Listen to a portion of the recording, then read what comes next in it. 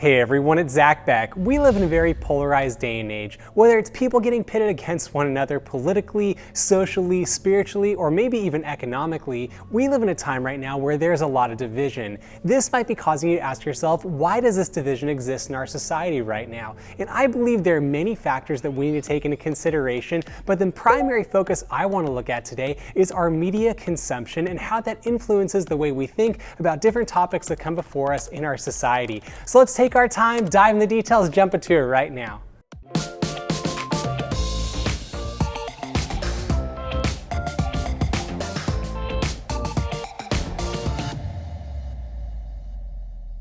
As previously mentioned, we live in a very divided time right now. There are many factors that contribute to this, but one of the most important things that we need to look at is our media consumption. So as we look at this, what I want to do is take a big step back and kind of look at more of the legacy type of media that exists in our society here in the United States. Primarily, we have print media, then we also have television media, and then we have social media. So what you're going to find is a lot of these media organizations have some significant financial interests at play when they're trying to bring us specific types of news. So let's just take a look first at print media. I know this might seem a little more old school, but generally speaking, when you think of different print organizations such as the Washington Post, the New York Times, or even the Wall Street Journal, you think of maybe credibility or specifically organizations that have a long history of reporting on important topics, whether they are social, political, or economic, and then reporting that information to you, hopefully so you can be informed about what is going on in our society. Now, one thing that is important to know is that who owns these different organizations and what type of information they're sharing with you,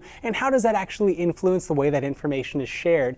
Now, what we want to take a look at are a few things. Let's first take a look at the Washington Post. I wonder if you might not know is that the Washington Post is owned by Jeff Bezos, the owner of Amazon. Now, what we find is the Washington Post generally falls on the political spectrum a little bit more to the left side of the spectrum, meaning that it has a liberal bent, and that is going to influence the way that a lot of its reporting is conducted. So when they're reporting about, say, a Democratic politician, they might be doing so in a more favorable light, whereas when they're reporting about a Republican politician, they might be doing so in a slightly more negative light. And that is important for us to understand. I'm not saying it's good or bad or the other, but generally that's the frame of reference they're operating from. Now, on the flip side, let's look at the Wall Street Journal. The Wall Street Journal is actually owned by Rupert Murdoch, who owns Fox News. And that generally comes from more of a conservative perspective, so they generally might report on Democratic politicians through more of a negative lens, and they might report on Republican politicians through more of a positive lens. Now, I'm not saying this is going to happen all of the time because they might be critical about people in both parties, and that applies to the Washington Post as well as the Wall Street Journal, but what you're going to find is that the general disposition, the frame of reference that they are actually reporting that information is usually going to be influenced slightly based off of their political preferences. Now, there might be financial interests at play for these different individuals, specifically Mr. Murdoch and Mr. Bezos, who want to actually promote specific ideology. But the other thing you want to think about is that as you're scrolling through this, whether you're looking at it in a print, physical copy of the news, or if you're actually looking on your phone, you want to think through objectively, how is this information being presented, and why are they using specific language that might be tinged with negativity or positivity directed at one of these individuals. Now, there are countless examples that you can look at, especially in the opinion pieces that are placed on these newspapers, but even just in the general reporting writ large, you're going to find that more often than not, you're going to be receiving this information through a very specific lens. Now, when it comes to legacy media that we see on television, this is where things get pretty significant. You will find that we have all sorts of options out in society today, but basically when you look at it here in the United States, the primary drivers of news are going to be CNN, Fox News, and MSNBC. Now, each one of these organizations has very disparate interests, and they have different approaches how they actually present the same type of information. Now, I'll just go through this, and this is very high-level, basic perspective. I'm not saying that every reporter, every story is going to be coming at it through this lens. However, I will say there is a likelihood that you will find most information is going to be tinged with a slight perspective based off of the predispositions of each individual organization. Now, first, let's look at CNN. CNN generally comes at at most things through more of a left-leaning perspective, or maybe more of a Democratic perspective. Just think about the way in which they covered President Joe Biden in comparison to how they covered Donald Trump, who was our former president. Very big difference between them in how they're actually presenting information, and it's really a matter of what type of information they might not be sharing that does influence how you might think about a certain story, because it might get buried and they might not talk about it. Now, when we look at Fox News definitely comes from more of a conservative perspective. Like I mentioned previously, Fox News is owned by Rupert Murdoch, who's generally a very conservative businessman from Australia who has a perspective that he's trying to promote, which is more conservative in general. So what you're going to find is a lot of the stories that we promoted are going to be more Republican friendly and less friendly towards Democratic perspectives, and it's going to maintain that throughout all of its content for the most part.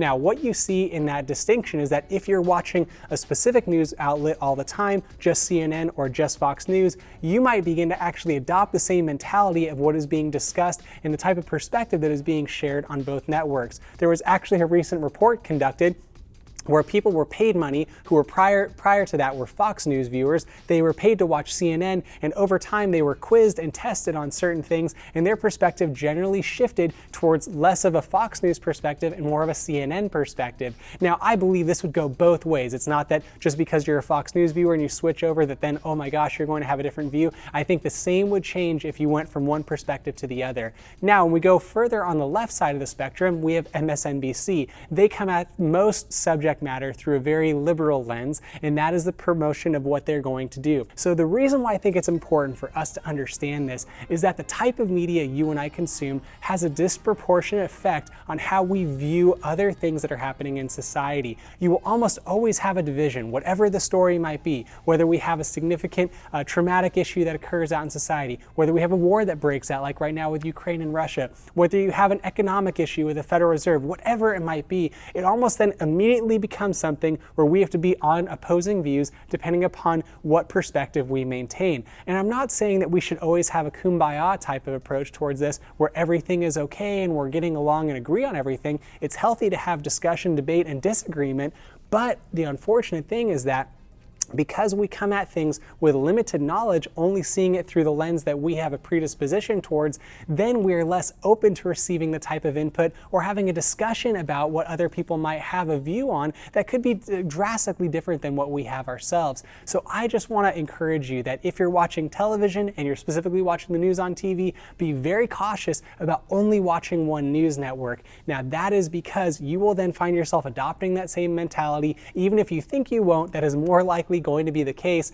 and then you're going to be less objective and you're going to be less willing to hear other information that might contradict the perspective that is being promoted to you. And one thing I also want to mention is that these news media organizations are making a ton of money through advertising to actually have your eyeballs glued to the TV. So if you're consistently watching television, that's why you're going to find the chyron that is always talking about breaking news, or you're going to have big red letters that come up and say you got to watch this, or they're going to cover the most sensational stories that are going to keep you concerned, and that actually could have a disproportionate impact on how you operate in society, because you might be feeling more negative because you think everything is falling apart in the world, when in actuality, right outside your door, your neighbors are probably cool, the weather might be nice, and you might have ultimately a good, peaceful life, but you might think the sky is falling because the news is telling you so. So I just want to encourage you, take a deep breath, try and watch multiple perspectives when you're actually absorbing the news, and then realize that ultimately news is just news. There's very little you and I can do about it outside of just going into our own communities, making a positive impact where we can, and being objective enough to understand that if someone else has a different view than you, that is okay. Even if it's something you might vehemently disagree with, try and understand and be empathetic where they're coming from, given their perspective and their worldview. And ultimately, if you can do that, that'll foster dialogue and allow you to have a positive type of impact in a relationship with that person if you want that.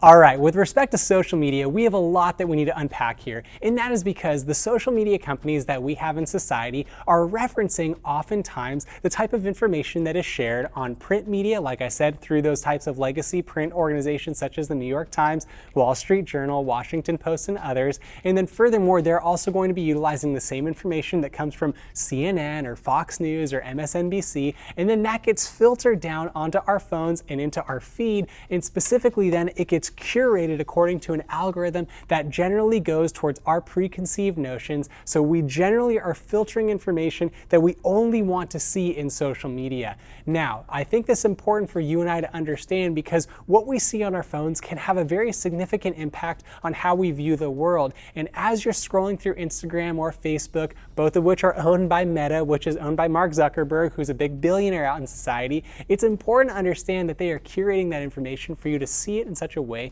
where it's really derived in a manner where it's only going to be telling you the type of information that you want to hear. And that is why you can curate your feed to say, hide this, unfollow that, unsubscribe here, do that. And it causes you then to have basically this algorithm where everything that you want to see and the type of perspective you already have is what is showing up on your phone. So you're just getting this confirmation bias and almost living in the equivalent of an echo chamber.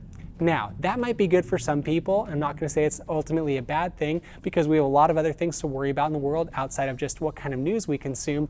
But if you want to be objective, and if you want to have what's called, I like to pursue, balance and moderation in your life so that you can be challenged, you can grow, you can have a deeper understanding and learn new information, you really want to be cautious about only absorbing your information when it comes to news on your social media feed, because that could directly impact how you view other people, how you view specific stories, and it can cause you to be even closed-minded to things that might even benefit you. And the reason why I think this is important, because we grow up with certain scripts or certain perspectives that maybe are taught from our parents or from our society, from our schools, whatever it might be, and then we adopt that mentality, and that can actually cause us to then not be able to grow even further in our lives because we believe there's no alternative. So what I want to encourage you to do is that as you're taking in information, whether it's on social media, whether it's in print media, whether it's on televised media, or whatever you're trying to absorb, try and take a step back and understand that life is much bigger than that. It's more important than the news you're actually taking in,